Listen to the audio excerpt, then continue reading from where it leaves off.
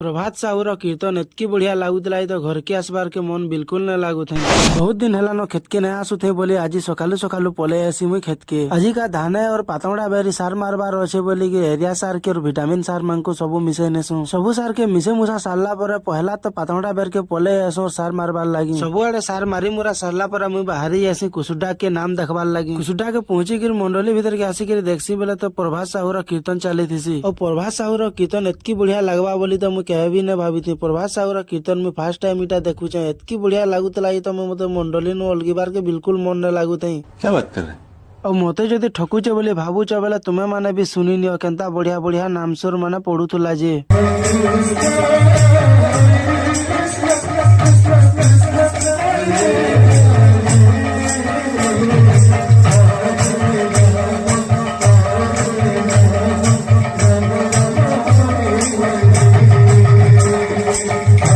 इनु से घंटे 2 घंटा कीर्तन देखी सारला पर मुई घर के फिर रिटर्न पले आसी।